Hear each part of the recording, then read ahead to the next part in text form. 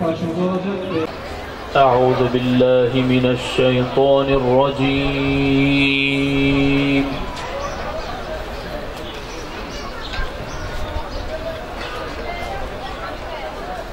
Bismillahirrahmanirrahim.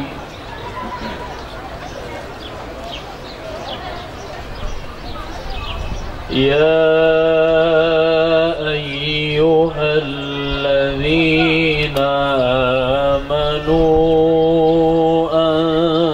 enfikû min tayyibâti mâ كسبتم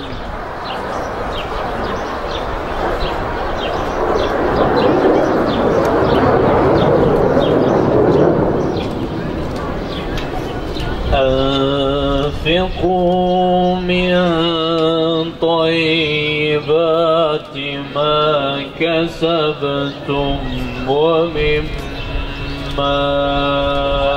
أخرجنا لكم من الأرض. Bu benim Diyarbakır'a 3. gelişim. İlk defa Irak Savaşı zamanında 2005'te savaşa giderken bir gazeteci olarak bir arkadaşımla buradan geçmiştik. Daha sonra bir programa gelmiştim. Bu da 3. gelişim. Buraya arkadaşlar akşamleyin bir program için geldik. Özgüder tarafından düzenlenen ve 3 gün sürecek olan üniversitelere yönelik bir program var. Bunun için geldik.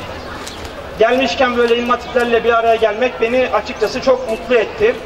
Öncelikle şunu öğrenmek istiyorum. Sizler İmam Hatiplisiniz. Diyarbakırlı gençlersiniz. Öncelikle bu İmam Hatiplilerin dertleri nedir? Yarın buralarda sizler konuşacaksınız. Onun için böyle cesur, İmam Hatipler cesur olacak her şeyden önce. Konuşan, sorgulayan, soru soran, fikirlerini ifade eden fertler olacağız. Onun için kimse buraya gelip konuşmaktan çekinmesin. Arkadaşımızın derdi diyor ki İmam Hatip'te dini dersler daha fazla olmalı. Dine önem veren dersler daha olmalı diyor. Arkadaşımızın derdi bu. Evet. Başka derdi olan, erkeklerden derdi olan yok mu arkadaşlar? Burada bulunan hemen çoğu kişiyi de ben tanıyorum. Benim derdim şimdi gerek ülke olsun, gerek İmam Hatip olsun Kur'an'a göre yaşamıyorlar.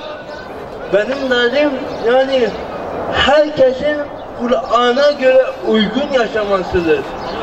Çünkü bizim Rabbimiz Kur'an-ı Kerim'i bize göndermiştir. Onunla yaşamamız için. Evet arkadaşlar. İslam kültüründe alkış yoktur. Arkadaşımızın derdi neymiş?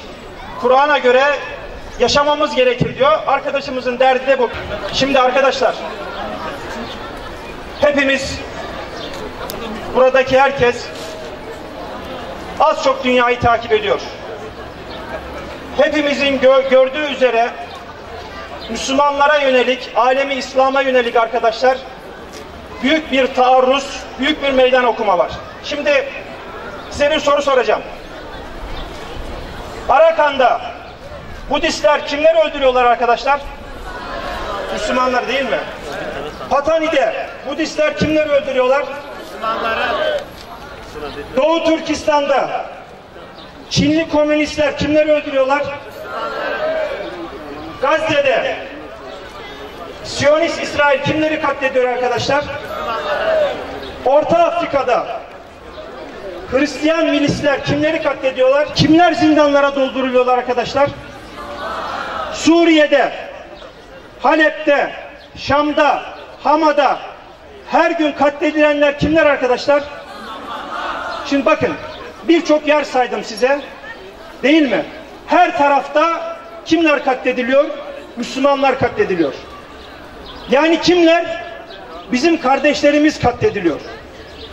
Arkadaşlar, biz hepimiz bir ümmet ailesinin fertleriyiz. Nasıl bizim kendi özel ailelerimiz var, değil mi? Hepimizin annesi var, babası var. Bir de geniş bir ailemiz var. Kim bu geniş aile? Ümmet ailemiz. ve dünyanın her tarafında bizim ümmetimizin fertleri, Hz. Muhammed Mustafa sallallahu aleyhi ve selleme inananlar sırf la ilahe illallah Muhammedur Resulullah dedikleri için arkadaşlar şu an saldırı altındalar.